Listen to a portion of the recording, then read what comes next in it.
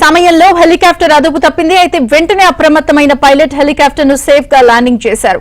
ఆ సమయంలో అక్కడున్న భక్తులు భయంతో పరుగులు తీశారు. అయితే ఎవరికి ఎలాంటి ప్రమాదం జరగకపోవడంతో అందరూ ఊపిరి పీల్చుకున్నారు.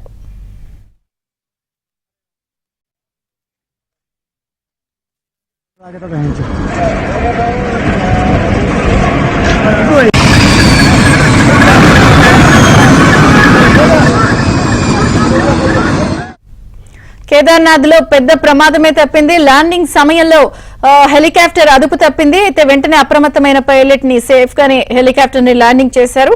మరిన్ని వివరాలు ఢిల్లీ బ్యూరో చీఫ్ కృష్ణ అడిగి తెలుసుకుందాం. కృష్ణ,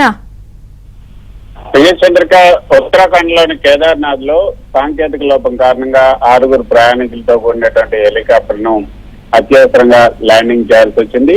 హెలికాప్టర్ దాని వెనుక మోటార్ లో ఈ సాంకేతిక సమస్య తలెత్తడంతో హెలీప్యాడ్ కు దాదాపు 100 మీటర్ల ముందు అత్యవసరంగా ల్యాండింగ్ చేయడానికి పైలట్ ప్రయత్నం చేశారు.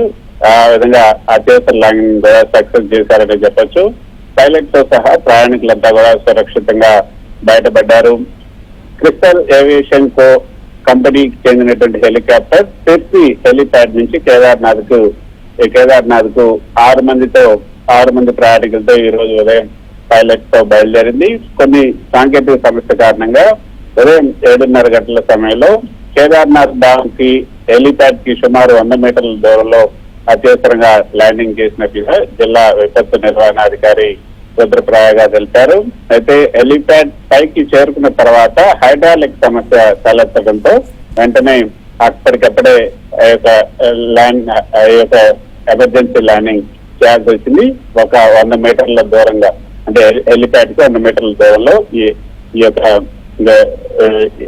ఎమర్జెన్సీ ల్యాండింగ్ చేయాల్సి వచ్చింది.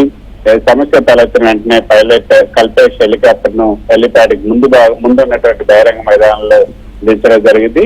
హెలికాప్టర్ నిటారుగా ల్యాండ్ అయింది. దాని తోక మాత్రం, అంటే టైల్ ఎండ్ మాత్రం కొంచెం దెబ్బతింది. ప్రయాణికులు అయితే క్షేమంగా ఉన్నారు. ఈ సంఘటన జరిగిన తర్వాత ప్రయాణికులు క్షేమంగా దిగొచ్చి దర్శనం కూడా చేసుకున్నట్టుగా అక్కడ అధికారులు తెలియజేశారు. ఈ సంఘటన గురించి డీజీసీఏ అదేవిధంగా ఇతర టెక్నికల్ విభాగానికి సంబంధించిన అందరికి కూడా ఇన్ఫార్మ్ చేయడం జరిగింది. ప్రస్తుతానికైతే అక్కడ